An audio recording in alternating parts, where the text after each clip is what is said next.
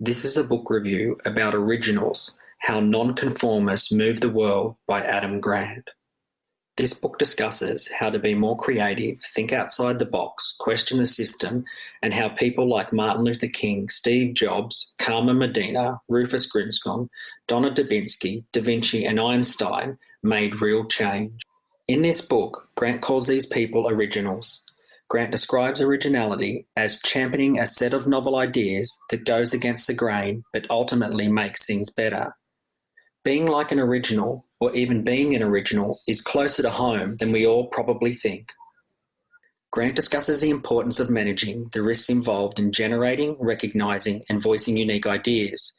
He also suggests practices on how to scale originality up and sustain it in everyday life and at work.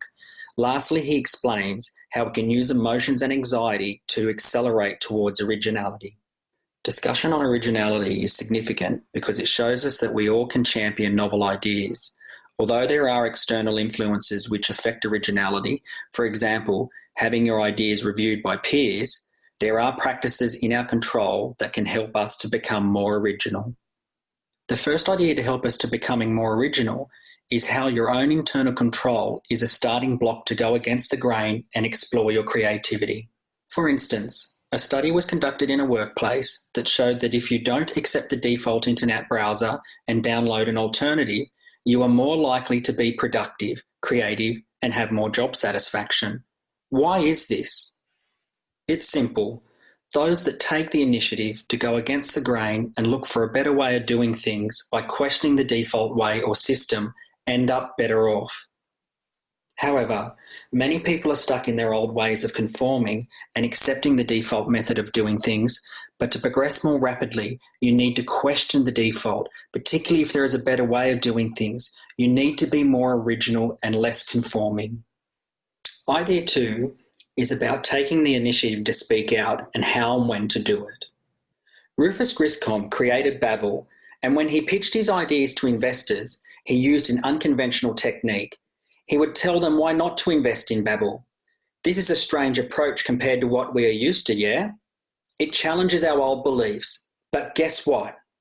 Griscom received $3.3 million in funding and later sold Babbel for $40 million to Disney using the same technique. But that is not all. Disney even offered him a position as vice president and general manager because they trusted him. Surprising, yeah? So how did Griscom achieve all of this? When pitching an idea or making a suggestion for change, your audience is usually skeptical. So disarm them by leading with your weaknesses, as this lowers their mental shields. The conversation can then turn into problem solving and a sense of working together. This approach also makes you look smart. It shows that you can anticipate some of the problems that your audience is more than likely to pick up on.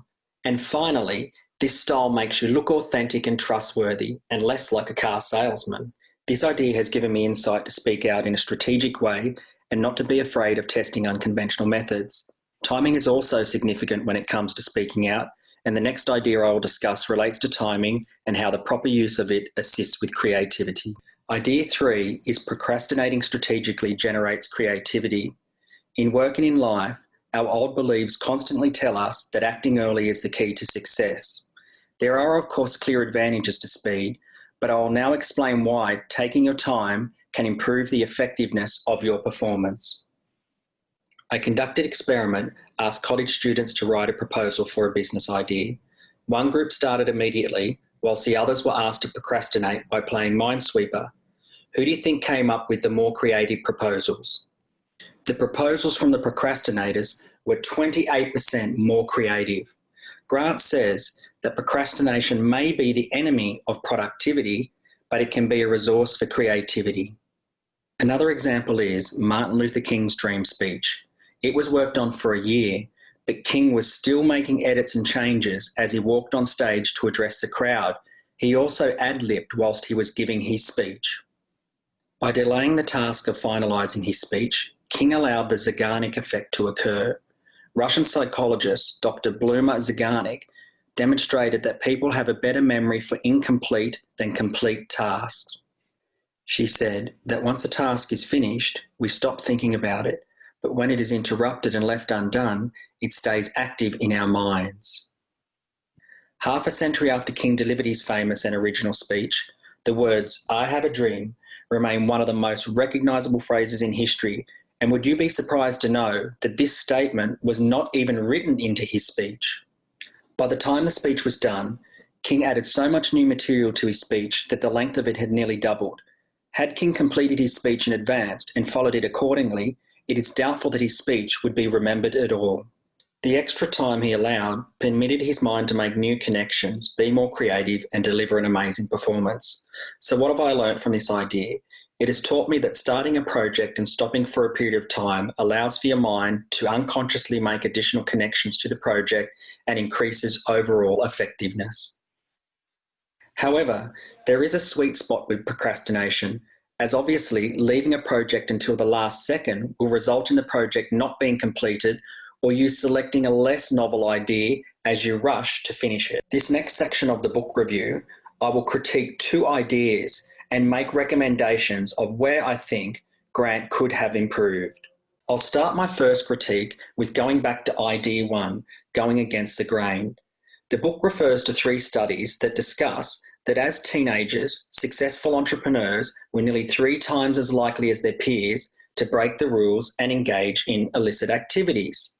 They had histories of defying their parents, staying out past their curfews, skipping school, shoplifting, gambling, drinking alcohol, and smoking marijuana. Whilst this part of the book is evidence-based and allows Grant to give a more thorough response, it could give some young minds the idea that if they use these behaviours, it will help them to be a successful original. But in reality, these actions could send their lives in the wrong trajectory. I recommend that Grant strongly encourages young minds to seek out guidance from people who support creative thinking, such as school counsellors or advisors. The second idea I will critique is idea 4. We have not touched on this idea yet. It talks about how to use negative thinking and anxiety to drive you forward. The book discusses that defensive pessimism is a strategy used in specific situations to manage anxiety, fear, and worry. It says that when self-doubt creeps in, defensive pessimists don't allow themselves to be crippled. They deliberately imagine a disaster scenario to intensify their anxiety and convert it into motivation. Again, like the previous critique, there is evidence to support this strategy, but Grant fails to consider that some of his readers will suffer from a mental health condition, including anxiety, and that this motivation strategy could cause them distress. With this strategy, I recommend that Grant's readers obtain professional health advice if they suffer from a mental health condition before using this strategy. To conclude this book review, I'll leave you with 3 practical pieces of advice. The first one is to question the default. Instead of taking the status quo for granted, ask why it exists in the first place and how it can be improved. The second piece of advice is to highlight the reasons not to support your idea. When speaking to a skeptical audience, start by describing the 3 biggest weaknesses of your idea and then ask them to list several more reasons not to support it. The final piece of advice is procrastinate strategically. When you're generating new ideas, deliberately stop when your progress is incomplete. By taking a break in the middle of your brainstorming or writing process, you are more likely to engage in divergent thinking and give your ideas time to generate. I hope you found this book review interesting and useful, and that it can assist you to be more original and creative in your life. I definitely recommend reading Originals by Adam Grant. Thank you for your time.